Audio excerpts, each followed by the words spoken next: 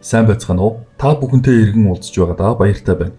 Өнөөдрийн подкастаар бид дэлхийд даяар сая уншигчдын амьдралыг өөрчилсөн Джеймс Клирийн Алдарт Atomic Habits номноос суралцах 10 чухал сургамжийг хуваалцах гэж байна. Джеймс Клир бол дадал зуршил, хувь хүний хөгжил, гүйцэтгэлийн онолын талаар дэлхийд алдартай зохиолч илтгэгч юм. Түүний амьдралын туршлага, шинжлэх ухааны судалгаан дээр үндэслэн бүтээлүүд нь олон сая уншигчдын амьдралыг өөрчилсөн. Джеймс багадаа спортод дуртай хүүхэд байсан ч анх дахь сургууль бейсболын тоглолтын үеэр ноцтой гэмтэл авч амьдралын хэм маягаа эрс өөрчлөхөд хүрсэн. Энэхүү сорилтын түнд жижиг алхмуудыг ач холбогдыг ойлгуулах эхлэл болсон юм. Тэрээр 2012 оноос эхлэн зуршил амжилтын талаар нийтлэл бичиж судалгаагаа хуваалцаж эхэлсэн. Түүний вебсайт болон мэйлийн жагсаалтанд богино хугацаанд хэдэн сая уншигчдын анхаарлыг татсан бөгөөд үүний үр дүнд тэрээр 2018 онд Atomic Habits номоо бичсэн. Энэхүү ном нь жижиг дадлуудын хүчийг ойлгуулж амьдралдаа эерэг өөрчлөлт авчрах хүсэлтэй хүмүүст зориулсан гарын авлага болон түгсэн. Өдгөө Джеймс Клир зөвхөн ном бичиж зогсохгүй дэлхийн томоохон компани, их сургуулиудад лекц уншиж хүмүүст өөрчлөлтөнд хүрэх урам зориг өгч байна. Энэ ном таны өдөр тутмын жижиг дадлууд хэрхэн томоохон амжилтыг авчирч чадах тухай гайхалтай санаануудаар дүүрэн. Жижиг алхмуудын хүчийг ойлгож өөрийн хүссэн амьдралд хүрэхэд туслах эдгэр санаануудыг бид хамтдаа судалж илүү үр дүнтэй дадал зуршлыг хэрхэн амьдралдаа хэрэгжүүлж чадах талаар ярилцсан. Та бүхэн анхаарлаа хандуулад шин дадлыг эхлүүлэх урам зориг авна гэдэгт итгэлтэй байна. Тэгэхээр бэлтгэлтэй байгаарай. Одоо бид эхэлцгээе. Нэгдүгээр сургамж. Өдөр бүрийн жижиг алхмууд том өөрчлөлтөнд хүргэдэг. Ихэнх хүмүүс амжилтыг том, гинтийн зүйл гэж боддог. Гэхдээ бодит байдал дээр амжилт бол өдөр бүрийн жижиг тууштай алхмуудын хуримтлал юм. Atomic Habits номд дурдсанаар өдөр бүр ердөө 1% сайжруул жилийн дараа та 37 дахин илүү чадвартай, үр дүнтэй хүн болж чадна. Энэ бол цасан бөмбөг шиг үйл явц. Багахан өөрчлөлтүүд цаг хугацааны явцад асар их үр дүн авчирна. Жишээлбэл та өдөр бүр 10 минут дасгал хийхээр шийдсэн гэж бодъё. Эхэндээ энэ маш жижиг алхам мэт санагдах ч сарын дараа бие махбодт нь сайжирч илүү эрч хүчтэй болсон байх болно. Гэтэл хэтэрхий том өөрчлөлт хийх гэж оролдвол эхэндээ урам зоригтой байж болох ч урт хугацаанд тууштай байх магадлал буурна. Гол нууц нь том зорилго тавих нь биш, өдөр тутмын жижиг алхмуудад төвлөрөх явдал юм.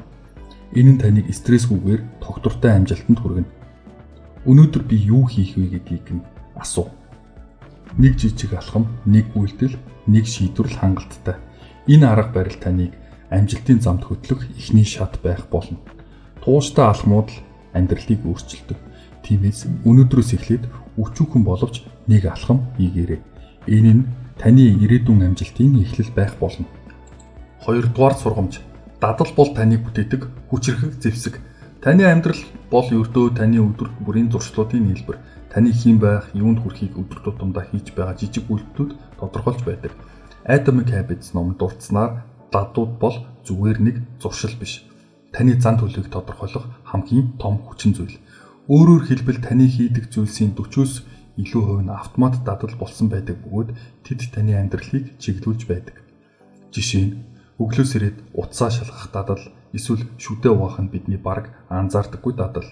Гэтэл сайн дадлуудыг ухамсартайгаар бий болгож чадвал амжилтанд хүрэх замтай нь илүү хялбар болно. Харин эсвэргээрээ муу зуршлууд таныг зорилгоос нь холдуулдаг. Тамхи татах, цаг урж утсаа оролдох, хоолыг хэтрүүлж идэх зэрэг зуршлууд таны эрүүл мэнд, бүтээмж, амьдралын чанарт шууд сөргөөр нөлөөлнө. Дадлууд таны хэн болохыг тодорхойлдог.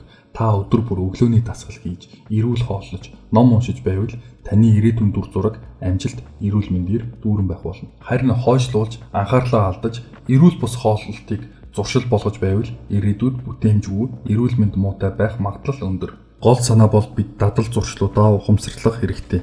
Миний одоо хийж байгаа энэ зүйл миний хүссэн амьдралд хүрэхгүй, эсвэл намайг холдуулах уу гэж асуугаарай. Таны дадал зуршлууд хэн нэгэн биш, зөвхөн та өөрөө бүтээдэг. Өнөөдрөөс эхлээд зөв дадал эхлүүлэх шийдвэр гарга. Энэ бол таны ирээдүйг өөрчлөх эхний алхам. 3-дугаар сургамж. Орчин нөхцөл таныг удирдна. Бид өөрсдөө шийдвэр гаргацдаг гэж боддог ч үндэ бидний шийдвэрийг орчин нөхцөл маань хянж байдаг.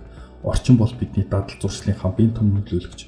Atomic Habits номонд Джеймс Клир бид зөвхөн хүчрхэг сэтгэлийн тэнхээтэй байснараа бус харин орчноо хэрхэн удирдах чадж байгаагаараа амжилтанд хүрнэ гэж онцлсан байдаг. Жишээ нь та эрүүл хооллохыг хүсэж байвал чихэр жигнэмэг зэргийг харагдахаар газар тавихын оронд жимс ногоогоо ил тавих хэрэгтэй.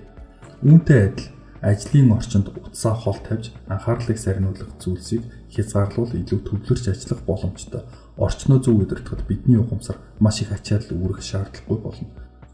Буруу зуршлуудыг хязгаарлах нэг арга бол тэдгэрийг хийх орчныг хэцүү болгох явдал юм.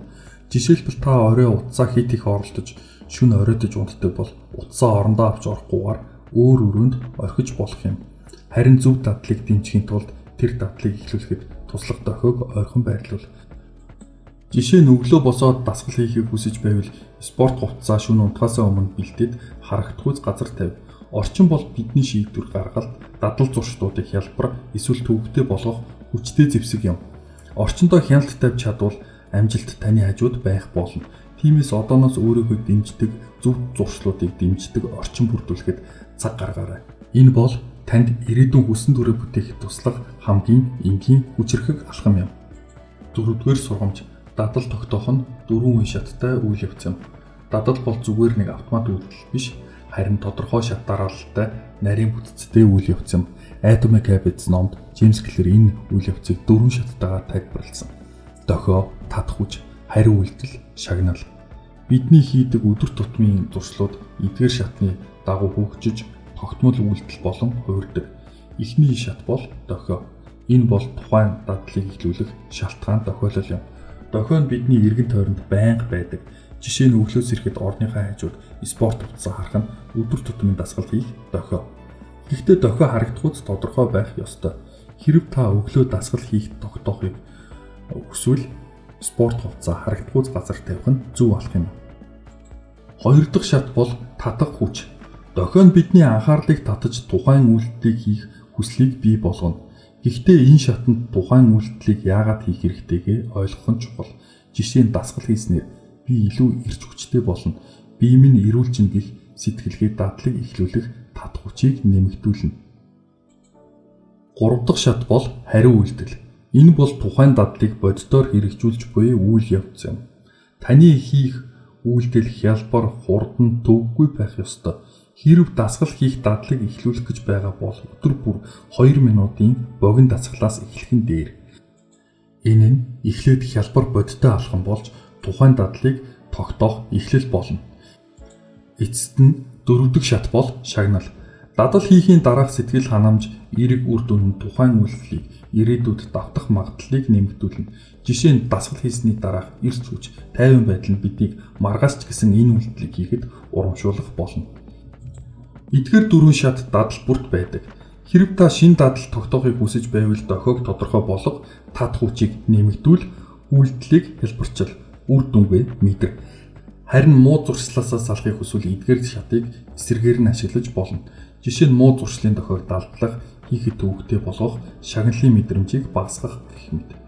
Энгийнээр хэлэхэд эдгээр шат дадлыг ойлгож, ухамсартайгаар ашиглах нь таны хүссэн амьдралтад нь хүрэх хамгийн хүчирхэг арга зам юм. 5 дугаар сургамж. Шинэ дадлыг одоо байгаа дадалтайгаа уйж тогтоох. Хэрвээ та шинэ дадал ихлүүлэх гэж хичээж байгаа бол хамгийн үр дүнтэй арга бол тэр дадлаа аль хэдийн өдөр тутамдаа хийдэг зүйлтэйгээ уялдуулах юм. Энэ нь таны тархинд шинэ дадлыг нэгэн тогтсон зуршилтай холбож түүнийг автоматжуулах үйл явцыг хөнгөвчлөнө.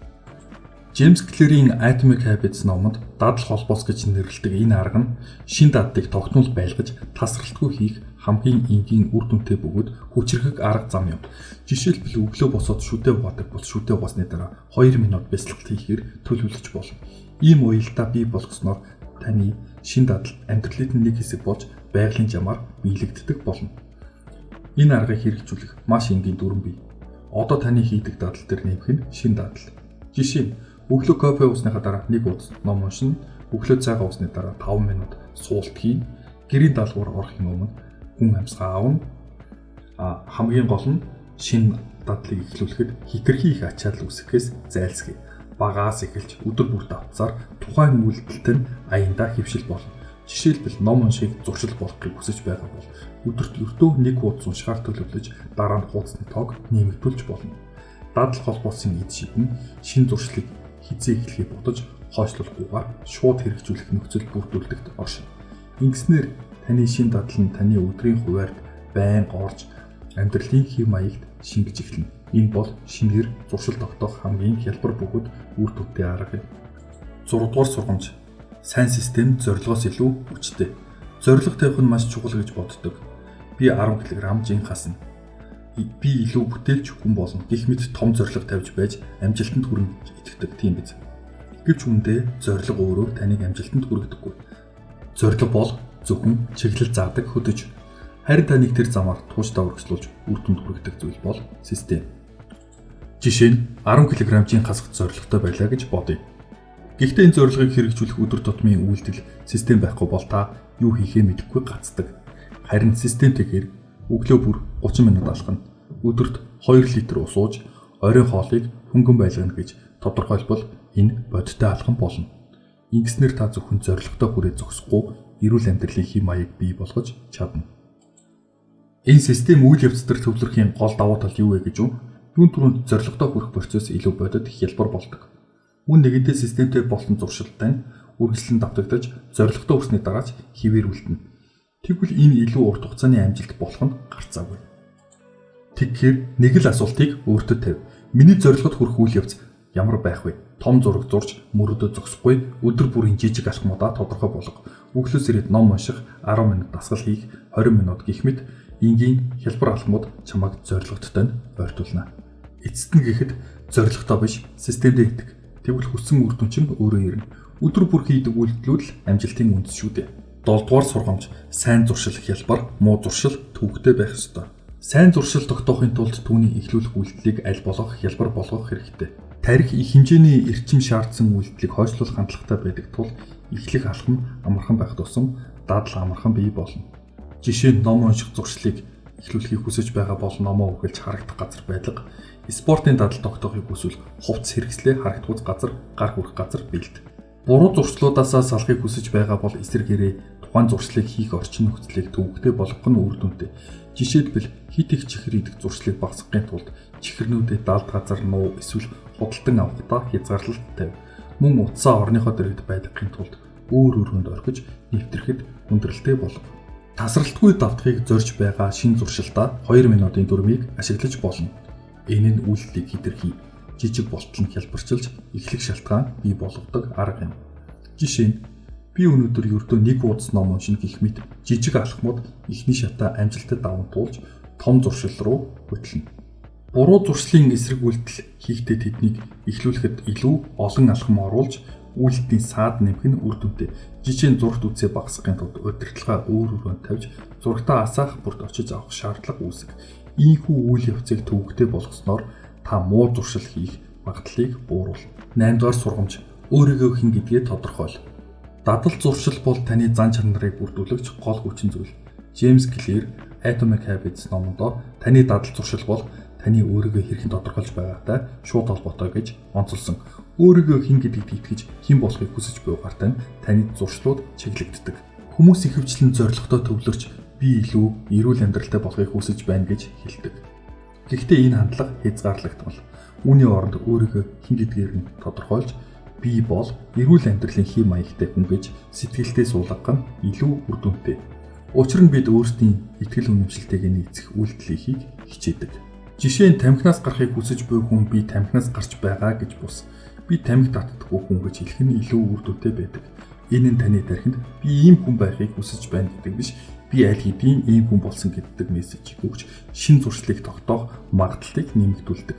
Өөрийгөө тодорхойлохдоо таны хийж буй үйлдэлүүд чухал үүрэгтэй.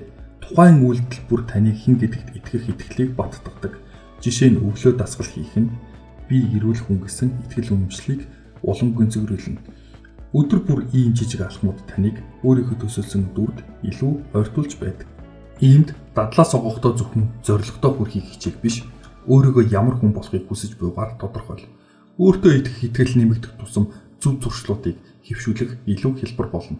Би ямар хүн байхыг хүсэж байна вэ гэж өөрөөсөө асуугаад үүнд нийцэх үйлдэлүүдийг эхлүүлээрэй. Энэ бол таныг өөрчилж эхлэх хамгийн үр дүнтэй арга юм. 9-р сургамж. Жижиг ахиц бол том амжилтын эхлэл. Бидний амьдралд ахиц дэвшил гаргах нь ихэвчлэн томоохон гинтийн өөрчлөлтөөр төсөөлөгддөг. Гэвч Atomic Habits номод Джеймс Клэр жижиг ахиц бол амжилтын жинхэнэ үндэс гэдгийг онцолдог. өдөр бүр хийдэг багахан сайжруулалт жижиг алхмууд нь цаг хугацааны явцад асар их өөрчлөлтийг бий болгодог. Жишээ нь өдөр бүр ердөө 1% сайжирвал жилийн эцэстээ 37 дахин илүү амжилттай үр дүнтэй болж чадна. Харин эсвэргээрээ өдөр бүр 1% ухарвал таны ур чадвар бүтээмж тасралтгүй буурч зорилгодоо хүрэхээс улам холцоор байдаг. Энэ бол жижиг акцийн хүчийг ойлгох хамгийн энгийн жишээ юм. Бодит байдал дээр жижиг сайжруулалтууд эхэндээ мэддэхүйц нөлөө үзүүлэхгүй байж болох ч урт хугацааны туршид хоригдлогдсон үр дүн нь таныг гайхшруулна. Жишээ нь өдөр бүр 10 минут дасгал хийж, нэг хуудас ном унших, эсвэл нэг л эрүүл хоолны сонголт хийх нь жижиг мэт санагдаж, жилийн дараа таны бие махбод оюун санаа, амьдралын хэм маяг мэддэхүйц өөрчлөлт гарна. Гэхдээ энэ бүхний гол түлхүүр нь тууштай байх явдал юм. Жижиг алхмууд өөрөө автоматар том амжилтанд хүрэхгүй. Та эдгээр үйлдэлүүдээ өдөр бүр тогтмол хийх хэрэгтэй. Жишээ нь гүйж эхлэхдээ би өнөөдрөөс 5 км гүйнэ гэж зорихын оронд би өнөөдөр 5 минут алхна гэж төлөвлөж багаас эхэлж болно. Энэ нь таныг залхааж шантрахаас сэргийлэх төдийгүй тууштай үргэлжлүүлэхэд туслана. Жижиг алхмуудыг үл тоож болохгүй. Та өдөр бүр баг багаар сайжирч өөрийгөө урагшлуулж чадвал таны амьдрал баг багаар айжмаар гэхдээ тогтвортойгоор өөрчлөгдөх болно. Бүх зүйл багаас эхэлдэг. Өнөөдөр та юу хийж чадах вэ? Нэг л жижиг алхам хийхэд хангалттай. Маргааш дахин нэг алхам хийгээд үз. Ингэснээр та өөрийн мөрөөдлийн амьдралд ойрцоор байх болно. 10 дугаар сургамж: тууштай байдал амжилтыг баттгана. Амжилт гэдэг бол нэг том гинтийн алхмаар хүрэх зүйл биш. Энэ бол өдөр бүр тогтмол жижигхэн алхмуудыг тууштай давтах явцын үр дүн юм. Atomic Habits номд Джеймс Клэр тууштай байдал бол дадал зуршлыг багасгаж эцсийн үр дүнд хүрэх цорын ганц зам гэдгийг онцолдог. Өдөр бүр багахан хэмжээний үйлдэлүүдийг давтсаар байх нь ихэнхдээ үр дүнгүй мэт санагдаж магадгүй. Гэхдээ энэ бол нуугдмал акцийн үе гэж нэрлэгддэг зүйл.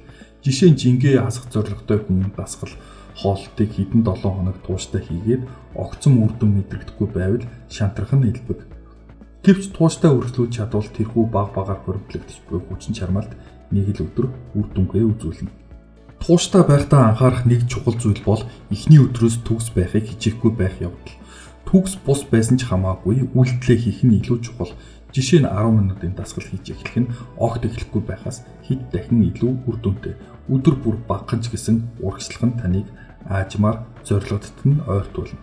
Тууштай байхад хамгийн их тус болдог зүйл бол ахиц дэвшлийг хянаж тэмдэглэх явдал юм. Хийсэн ажлаа хөтөлж ахиц дэвштэй харах нь таныг урамшуулах төдийгүй үйлдэлээ таслахгүй байхад тань туслана. Хэрэв та нэг өдөр дасгалаа алгасвал дараагийн өдөр нь тэр даруй үргэлжлүүлэхийг хичээгээрэй.